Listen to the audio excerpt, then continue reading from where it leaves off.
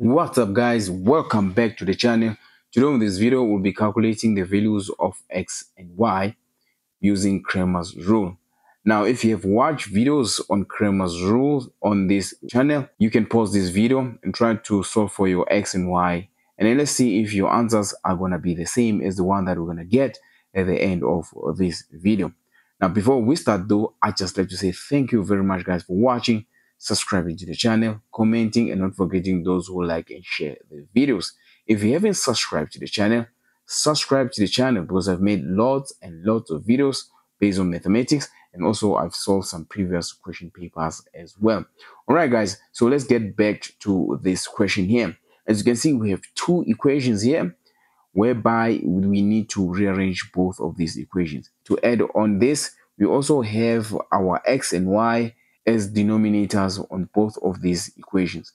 So first, let's start by rearranging and then we solve. All right, so let's start with equation 1. As you can see, on the left hand side we have 1 over x, which is equaling to, on the right hand side we have 3 plus 1 over y.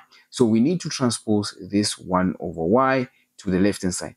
Now let's rearrange equation 1. So we're gonna keep 1 over x on the left hand side for equation 1, and then as we transpose this 1 over y on the left hand side, it's going to become negative 1 over y, and all this is equaling to 3. So we can call this equation 1 still, just a new equation 1. Now let's look at equation 2. Equation 2 also need to be rearranged as well. Now on equation 2, we need to transpose this from the right hand side and also transpose this negative 6 from the left hand side to the right hand side. So let's do it. Still on this one here, we're going to keep this 1 over x. So if we transpose this negative 1 over y from the right hand side to the left hand side, it's going to become positive 1 over y. And then we transpose this negative 6 from the left hand side to the right hand side, it's going to be positive 6. Now we can call this equation 2. Before we continue, pay attention to the arrangement of x and y. If you look carefully here, you can notice that on our first term for both equations, it's 1 over x, and then our second term is 1 over y, even though the other one it's negative, then obviously equaling to the constant. Just make sure that the first term contains x and the second term contains y for both equations. Now, you'll be tempted, guys, to try to deal with the fractions here. As you can see, we have 1 over x, and also we have negative 1 over y in equation 1. And then as for equation 2, we have 1 over x and plus 1 over y. They are in fraction. So when they're like this, guys, don't change them. So what is the next step here is to put some entries. So our determinant is going to be 1 over d, because our x and y, they're actually the denominator. Right, so let's take our coefficients here. From the first equation, the first entry, we're going to take the coefficient of 1 over x, which is 1, right? And then the second entry from the first equation, we're going to take the coefficient of 1 over y, which is going to be negative 1, since this is negative, right? And the third entry, we're going to take from the second equation, we're going to take the coefficient of x, also here it's going to be 1. There we go. And then the last entry, which is the fourth entry, also we're going to take it from equation 2.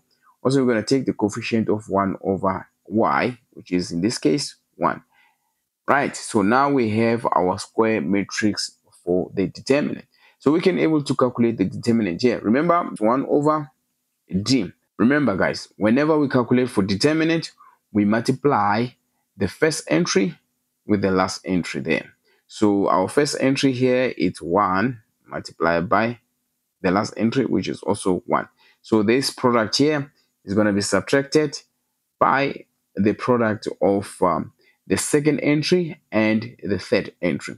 So it's going to be negative 1 multiplied by 1. There we go. Because our second entry is negative 1, our third entry is going to be positive 1. So if you continue here, this is going to give 1, this is going to give us plus 1. So this is going to give us 1 over d is equaling to 2. If we were to make d the subject of the formula, we know that determinant is going to be 1 over 2. So this here, guys, is our determinant. Right. Do not forget, guys, the reason why we decided to make 1 over d is because if you look at our equations 1 and 2 there, our x and y, they're actually 1 over x. So they are more like inverted. So even if when you calculate our determinant, we need to invert these two. Right. Now it's time for us to calculate the determinant for x. So again, here for x, we're going to do the similar thing.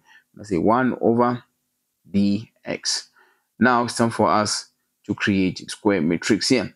Remember, on the first column here, there we go, from the original. On the first column, we're going to substitute these with the constant values there on our equations. So the first entry is going to be the constant of the first equation, which is going to be 3.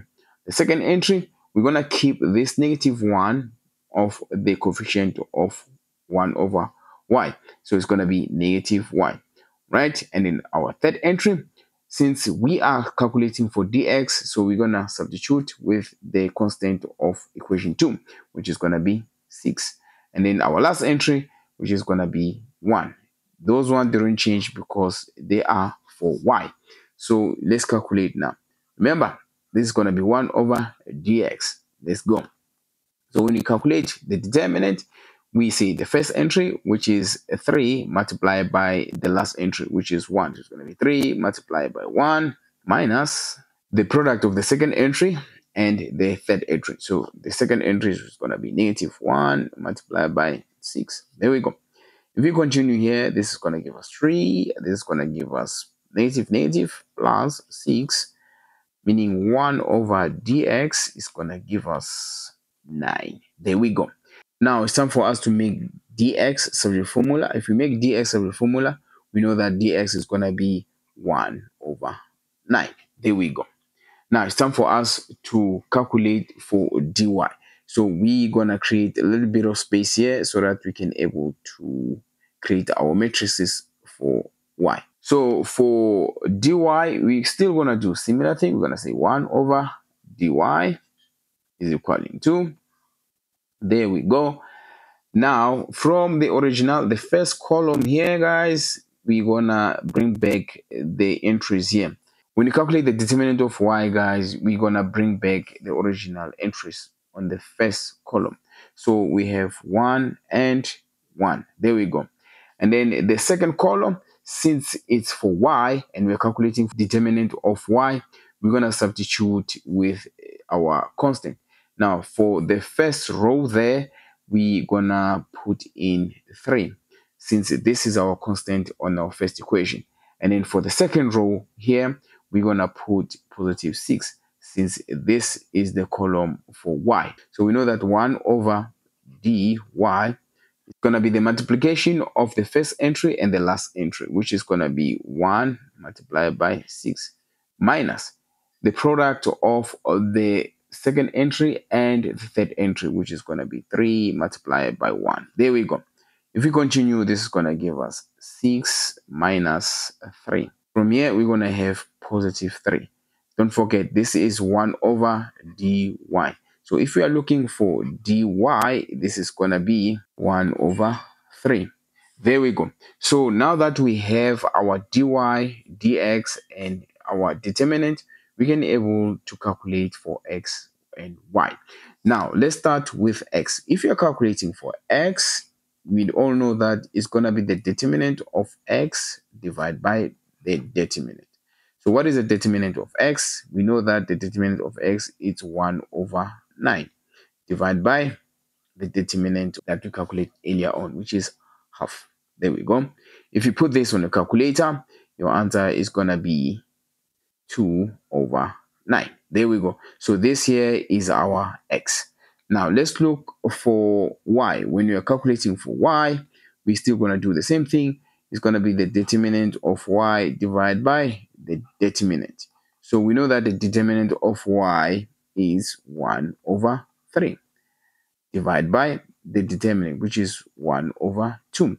So we can say y is equaling to 2 over 3. There we go.